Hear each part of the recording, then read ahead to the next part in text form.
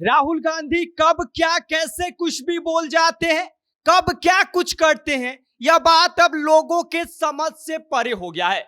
जब उन्हें मन साझा करना होता है तो रेवंत रेड्डी और एमके स्टालिन जैसे लोगों के साथ करते हैं, जो दिन रात बिहारियों को पानी पी पी कर गाली देते हैं और जो बिहारियों को लेकर अनाप शनाप बोलते रहते हैं।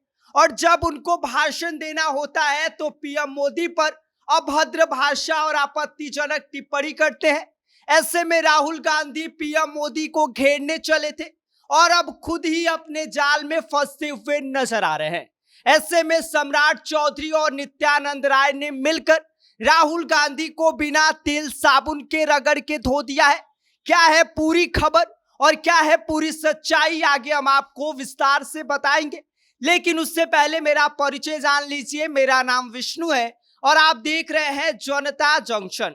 बिहार की राजनीति में इन दिनों एक नया तमाशा चल रहा है और इस तमाशे के सुपरस्टार बने हैं कांग्रेस के युवराज राहुल गांधी। जी हाँ, वही राहुल गांधी जिनकी पहचान अब कब क्या और कैसे बोल जाए वाली हो गई है।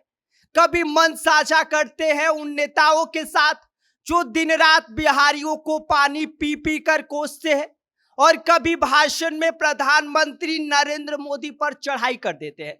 अब इसे क्या कहे, राहुल गांधी की चालाकी या राहुल गांधी का आत्मघाती राजनीति। दरअसल राहुल गांधी इन दिनों वोटर अधिकार यात्रा पर निकले हुए हैं। यात्रा तो थी वोटरों को रिझाने की, लेकिन मामला उल्टा पड़ गया। दरभंगा में यात्रा के दौरान कांग्रेस और आरजेडी कार्यकर्ताओं ने पीएम मोदी के खिलाफ जमकर नारेबाजी की। इतना ही नहीं, आपत्तिजनक शब्दों का इस्तेमाल भी किया गया। अब भला जिस पीएम को देश ने दो बार बहुमत दिया हो, उस पर इस तरह की तू में जनता को पचने वाली तो थी नहीं। ऊपर से राहुल गांधी भी मन से वही तू तड़ाके वाली भाषा बोलते हुए नजर आ गए और नतीजा ये रहा कि आग में घी डालने जैसी स्थिति बन गई। और जैसे ही वीडियो सोशल मीडिया पर वायरल हुआ, बीजेपी का गुस्सा 7वें आसमान पर चढ़ गया। डिप्टी सीएम सम्राट चौधरी ने राहुल गांधी और आरजेडी पर तीखा हमला बोला और उन्होंने साफ तौर पर यह बात कह दिया है कि प्रधानमंत्री पर अभद्र भाषा का इस्तेमाल करना पीएम का नहीं बल्कि पूरे लोकतंत्र का अपमान है। कांग्रेस और आरजेडी की यही संस्कार है। और सम्राट चौधरी ने तंज कसते हुए कहा कि भाई साहब, बिहार की जनता चुनाव में इनकी राजनीतिक धुलाई करने वाली है। तो वहीं केंद्रीय गृह राज्य मंत्री नित्यानंद राय ने भी राहुल गांधी को आड़े हाथ लिया और उनका कहना है कि ऐसा बयान वही दे सकता है जिनके पास संस्कार ही नहीं हो। और यह गरीबों का अपमान है, यह जनता का अपमान है और जनता इसका करारा जवाब देगी। अब सोचिए, जिस बयान से गरीबों की भावनाओं तक चोट पहुंची हो, उसका सियासी नुकसान कितना बड़ा होगा।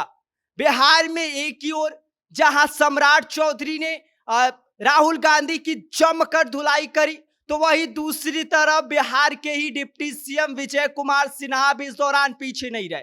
उन्होंने कहा कि राहुल गांधी आरजेडी के साथ मिलकर सिर्फ अराजकता फैलाना चाहते हैं।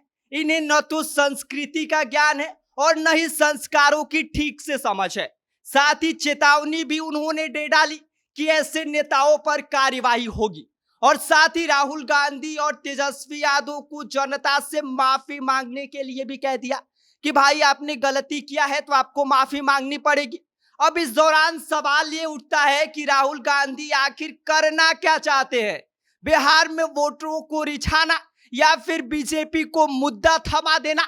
क्योंकि जब आप मन साझा करते हैं तो उन नेताओं के साथ करते हैं जो दिन रात पानी पी पी कर बिहारियों को कोसते हैं, बिहारियों को अनाप शनाप बोलते हैं और फिर पीएम मोदी पर अपशब्द बोलते हैं।